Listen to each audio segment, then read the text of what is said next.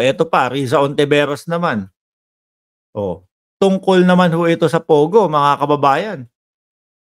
Ang dami, no? Hindi mo lang pwedeng sabihin, tungkol lang sa West Philippine Sea yung kasalanan ni Duterte. Tungkol lang sa EJK yung kasalanan ni Duterte. Hindi pa, ayan pa, may Pogo pa.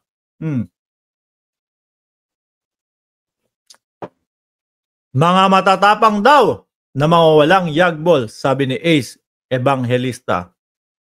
Sabi ni Hil Abante, harakiri na lang ang pinakamadaling gawin ni Digong. Tapos na. So, eto naman po, mga kababayan, about Pogo. Riza Ontiveros versus dating Pangulong Duterte naman po.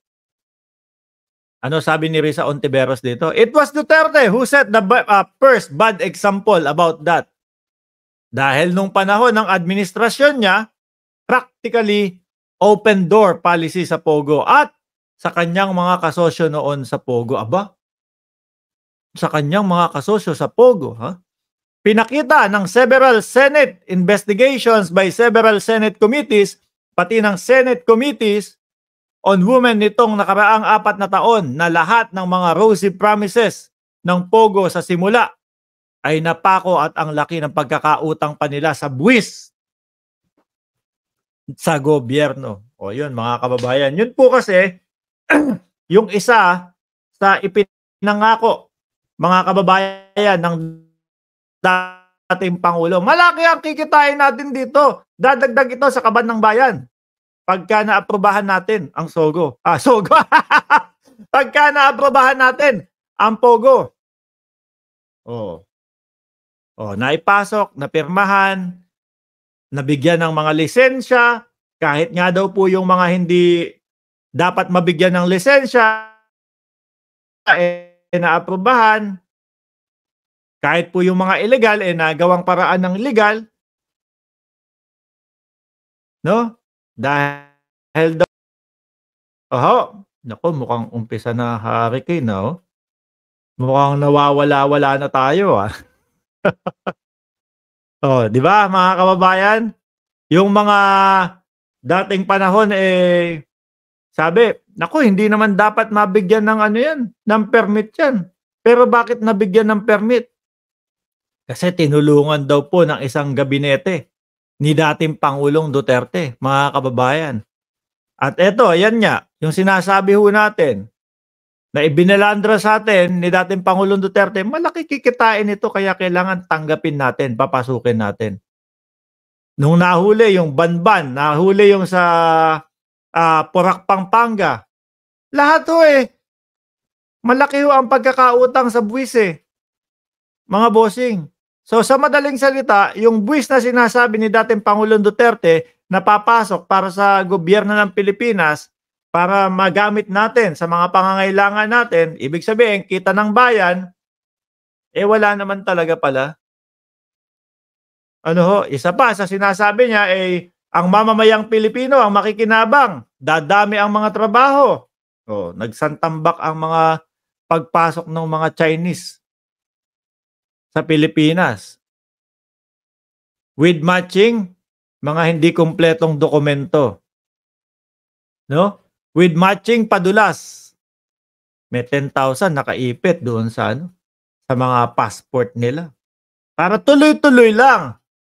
Pastillas nga ika nila, mga kababayan. Tuloy, it has spawned, talagang spawned a host of evil against our citizens and our society, mga kababayan. Samantalang nung panahon, na inia-announce ito ni dating Pangulong Duterte, parang okay na okay lahat. Mamukat-mukat mo, bawal pala to sa China. Ayaw nila. Tapos dito sa atin, pasok lang ng pasok. Sige, pasok. Kikita ang Pilipinas dyan, pero hindi naman pala. No?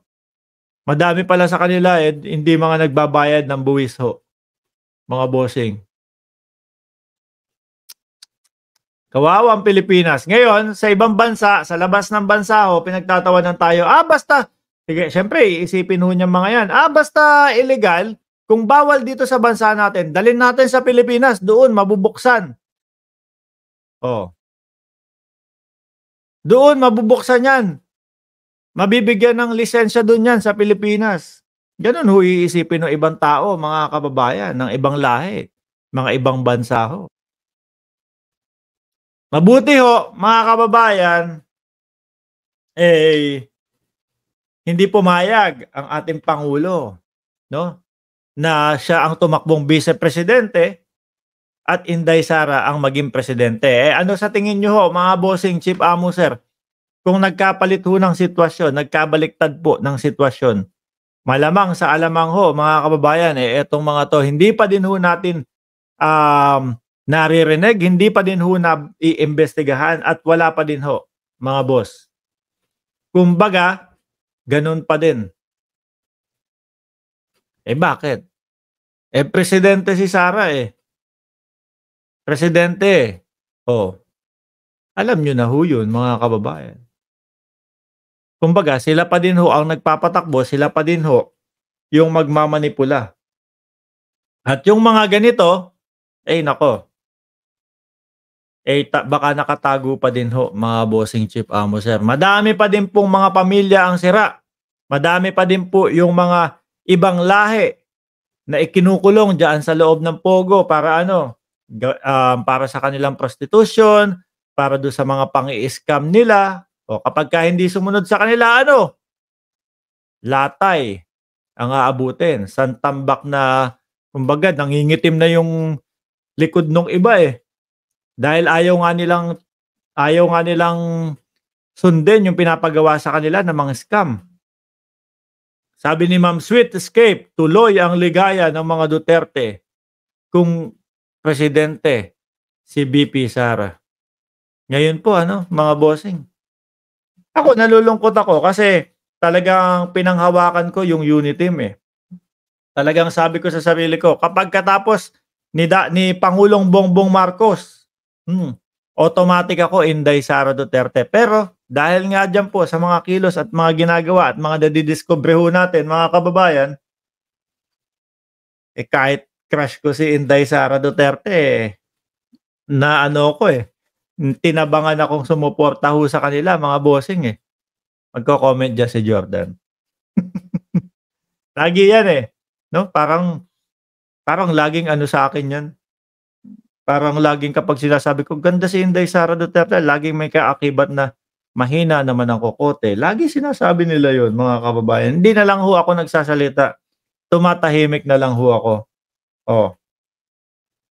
Anyway, pagkatapos naman yan, di ba?